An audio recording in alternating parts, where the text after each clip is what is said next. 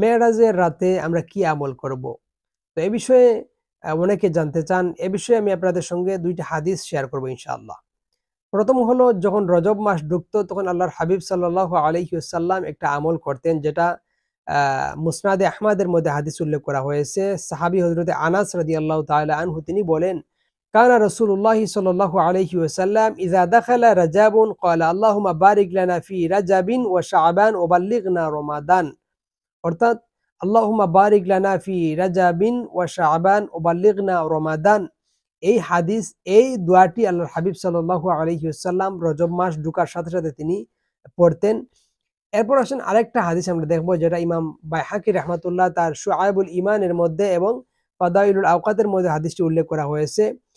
সাহাবী হযরত সালমান ফারসি রাদিয়াল্লাহু তাআলা আনহু তিনি বলেন যে, ক্বালা রাসূলুল্লাহ সাল্লাল্লাহু আলাইহি ওয়াসাল্লাম, আল্লাহর হাবিব সাল্লাল্লাহু আলাইহি ওয়াসাল্লাম তিনি বলেছেন যে, ফি রাজাবিন ইয়াউমুন ওয়া লাইলাতুন।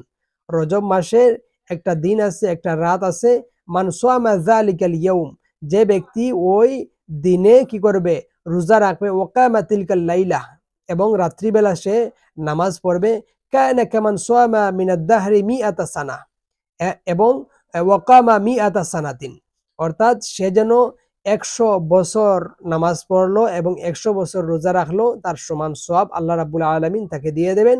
ওহুয়া লিসালাসিন বাকিনা মিন রাজাব, আর সেটা হলো রজব মাস পূর্ণ হওয়ার ৩ দিন পূর্বে, অর্থাৎ ২৭শে রজব মেরাজের রাত্রিতে। সুতরাং এখান থেকে আমরা দেখলাম যে আমরা রাত্রিবেলা নফল ইবাদত করব, এবং দিনের বেলা যদি আমাদের সম্ভব হয় তাহলে আমরা রোজা রাখবো। যদি রোজা রাখি তাহলে আল্লাহ সুবহানাহু ওয়া তাআলা আমাদেরকে ১০০ বছর রোজা রাখার সমান সওয়াব আল্লাহ তাআলা আমাদেরকে দান করবেন। যদিও এই হাদিসের মান হচ্ছে দঈফ, কিন্তু দঈফ হাদিস দিয়ে আমল করা যায়, এতে কোনো সমস্যা নাই। এ বিষয়ে ইমামগণ একমত আছেন। যাই হোক, আল্লাহ সুবহানাহু ওয়া তাআলা তিনি যেন আমাদেরকে এই বিষয়ের উপর আমল করার, বুঝার তৌফিক দান করেন। আমিন। আসসালামু আলাইকুম ওয়া রাহমাতুল্লাহি ওয়া বারাকাতুহু।